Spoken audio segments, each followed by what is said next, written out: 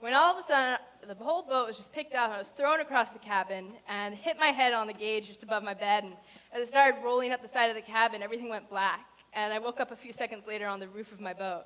Meanwhile, Abby Sunderland's friends are praying her adventure isn't over. In 2010, 16-year-old Abby Sunderland set out on a journey to become the youngest person to sail solo around the world. But what began as a dream quickly turned into a nightmare as Abby's boat was struck by massive waves and equipment failures in the treacherous Southern Ocean. This is the story of Abby's incredible survival against all odds. Abby had been sailing with her family since she was a young girl and had already completed several solo trips by the age of 16. She had a passion for adventure and a desire to make history, so when she decided to attempt a solo circumnavigation of the world, many people were skeptical, but Abby was determined to prove them wrong. And when she moored her boat up, I was at the dock side. I said, "So Abigail, are you ready to sail around the world now?" Bear in mind, she'd been out there for 20 hours and soaking wet through freezing cold and in a bit of a snotty condition. And she turned around and looked at me straight in the eye and said, "Where's my boat?" I thought, ooh, this is serious. We picked up the boat in Newport, sailed it down to Fort Lauderdale, loaded it onto a ship, going to take it up to Marina del Rey. When I was out there, one of the main problems was collision course with other boats. I had all these radar alarms set up, but they would fail occasionally, and if you hit another ship out there, you sink. And the loneliness out there is hard. It gets easier as you go along, but Abby's going to be going out without any stops, just straight away. So it's going to be really mentally prepared for that. I'm probably going to miss my friends and family the most. A lot of people say it's not entirely solo because I've got a phone I can talk on, but it's the same thing as if you went in your room and closed the door for 6 months. You can talk to people, but you're still lonely. You can never see them or anything. It'll be hard being away from everybody and for people for so long. And this is my team. It's probably one of the biggest parts of my trip was having such an amazing team on board with me. I had experts in every field, and I was with them through everything they did on the boat. So I knew the systems pretty much, not quite as well as them, but if there was ever a problem, I just had to give them a call, and I could talk to them any time of day.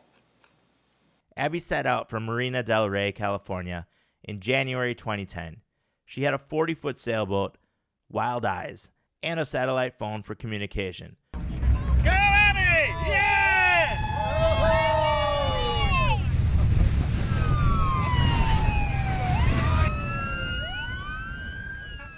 I love the feeling of being kind of detached from the rest of the world, and it's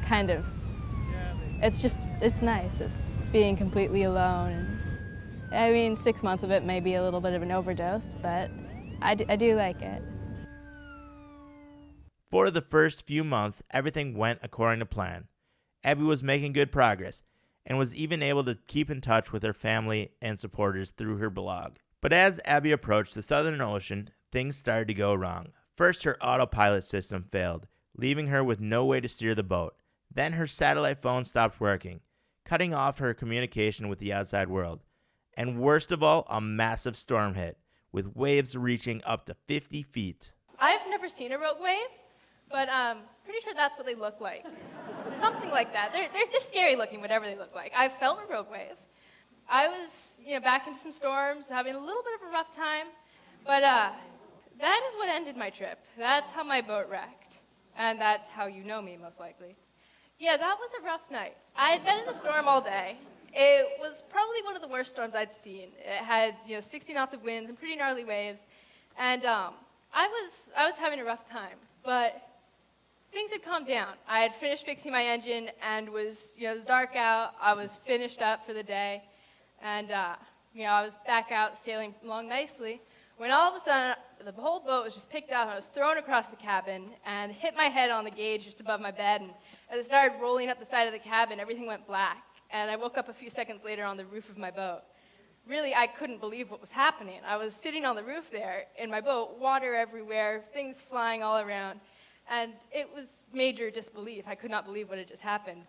As I was sitting there, I knew that my trip was over. My mast was gone. And unless I could jury rig and get someplace, I was stranded in the middle of the Indian Ocean. Abby was alone in the middle of the Southern Ocean With no way to steer her boat or to call for help, she was tossed around by the massive waves, and her boat was severely damaged. But somehow she managed to survive.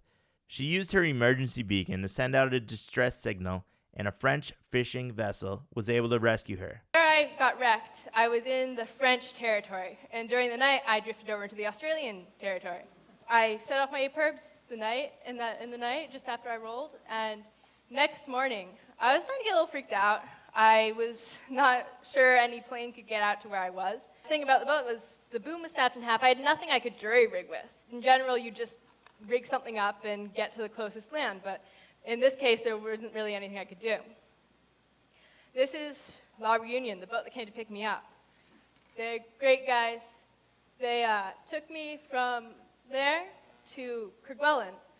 Freezing cold place, lots of wind. I was like standing in the wind, laying down on it. It's pretty cool. They made me go to the doctor there. All I wanted to do was go see some penguins. I saw these penguins on the beach, and I wanted to go see penguins, but they made me go to the doctor instead. So, no sightseeing.